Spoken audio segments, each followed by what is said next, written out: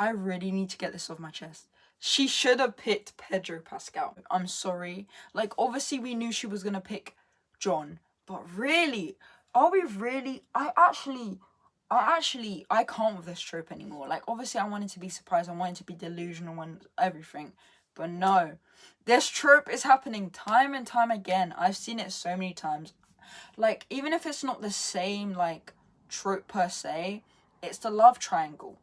So, in some instances, I've seen it in The Vampire Diaries, To All the Boys, Kissing Booth, and every time there's a love triangle, I'm always rooting for the second person. I'm sick of this whole one woman, two men, and them both wanting the woman. Can we not have a change where the woman picks someone new and not someone she knows from before, or someone that's toxic? And even in the Kissing Booth, Noah and Elle are both toxic, and then you got freaking Marco who's perfect. Is she blind? But you know what, Materialists, it's not like the love triangle trope. That's the only thing I'm not that mad about. It's kind of more like a line. So you got a woman that's interacting with two men, which is kind of giving challenges a bit. I really liked the symbolism of the cave, like early cave people, where one of them was like proposing with a daisy as a ring. That was cute. And then we got the same symbolism when John was proposing to Lucy later in the film. That's kind of cute. What I'm also sick of is the broke man. The woman picking the broke man. I'm sorry, if you have a rich man right there and he's fine, why are you not picking him? I'm gonna be so honest. Like, obviously everyone has their flaws, and Harry honestly did have his flaws. He got a height surgery. He was 5'6", and he got a couple more inches to make himself 6'. I mean, no judgment, but I wouldn't do that. I wouldn't crush bone just to get a bit of height.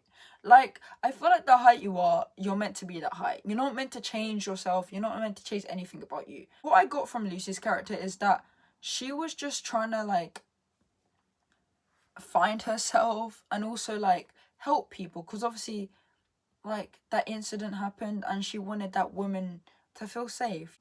Materialist is a type of film that you need to, like, look at it more than what it is, if that makes sense. Like, it's not a romance film. I'm gonna be honest, it's not. I feel like it's more of a finding yourself type film, and also rediscovering yourself, and also growth. That is a big thing, growth in the film. Like, as much as we wanted Lucy to end up with Harry, they didn't really have anything in common. They didn't. And John and Lucy had a lot. Even though they were exes, they had a lot of ground. And even if they weren't exes, as she said, they came from the same kind of, like, background, like work, balance. And they were both actors before as well, which is helpful. And I feel like when you're finding a person, like, getting in a relationship, you kind of want them to have obviously the same interests. That helps, because if you don't have anything to talk about, then you're talking to a wall. So that helps as well. But I feel like also, again, with someone from a similar background, like siblings or similar family dynamic, helps. I'm not even that annoyed. As much as people say she should have ended up with Chris Evans, with John. Okay, if Pedro played the John character, then yes, but he didn't. So we can't really do anything about it.